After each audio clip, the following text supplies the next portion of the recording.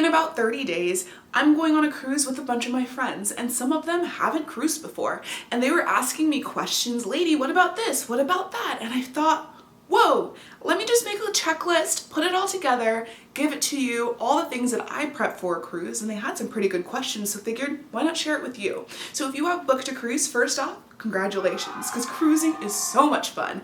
And if you stay till the end of this video, I'll give you a free checklist so that if you're someone like me who likes to just check off boxes and say, yes, I did it, then I have a free gift for you as well. The first thing to do is set up an online account with the cruise line that you're cruising with. So whether you're booked through a third party like Orbitz or Expedia, you still want to create an account with Royal Caribbean or your cruise line so that you can put in your reservation number, because that's where you'll book things like excursions and just different things you can do on the ship. Because there's so much involved with having an online account, I will have a separate video in the series that just covers what you can do with your online account so that you can get a good deep dive into that. I've made the mistake of, one, just forgetting my passport completely when going on a cruise. You do not want to do that, but you also want to make sure that if you are cruising, to check your passport. If you are a United States citizen, you do have the option, if your cruise starts and ends in the United States, to cruise with your birth certificate. But I suggest if you have a passport or you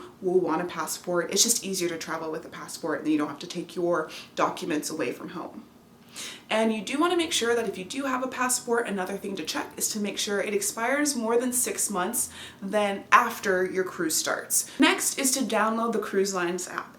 Most of the cruise lines now do have an app that they have as a companion for the trip. One of the things that I've talked about in my cruise mistakes video is that if you wait too long to download the app, sometimes once you get to the port or on the ship, it makes it a little bit more difficult. So doing it while you're at home on your own Wi-Fi just ensures that you're going to get the app on your phone and it's just there before you get on the cruise. How will you get to your cruise? If you are driving to the cruise port, then something to do would be to research where are you going to park your car once you get to the cruise port, because some of those places you can reserve ahead of time and then you don't have to worry about it later.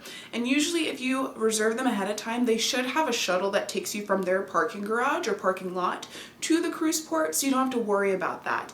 I know when we've done that with our family, what my uncle would do is he would drop all the family off with their bags, then he would go back and park his car, then take the shuttle back so you don't have all that luggage in the shuttle bus. Because I live in Alaska, most of the time, actually every time I have cruised, I have taken a plane to get there.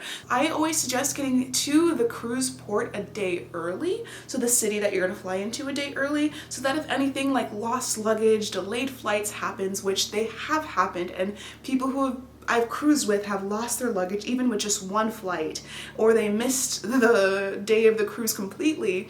It just helps with those things, and again, gives you a little bit less stress on vacation day. The next thing to think about is, what is your final payment date? Even if you're going through a travel agent, that you know what your final payment date is, because we want to make sure that you get on that cruise. Before we get into our last tip, I want to tell you about the free gift. So I made a checklist for you so that you can check off each box of what I'm telling you in this video and the rest of the series. The next thing you want to do is reserve activities. So there's different activities that you can do on the ship, such as spas, or you can get like a massage or a facial, go to a hair appointment, nail appointment, those kind of things. Some ships you have to reserve their shows. Even though they're free, you just have to tell them what time you want to show up. There's other things like specialty dining or Wi-Fi packages, drink packages, all those things that make your cruise even more fun.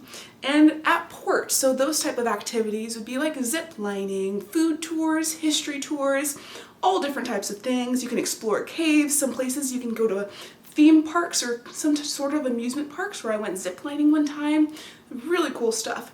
But if you don't book through the cruise and you book through a third party, you also will want to make sure to confirm your booking with them so that you make sure you get on it, since you're not booking through the cruise. Although I do suggest, if it is your first cruise, to book through the cruise, but a lot of people have the option of booking through a third party as well. So this was everything to do immediately after booking, but there's still so much to do between 1 to 4 months before your cruise. So for everything in that video, click what you see on your screen now so that you can get started.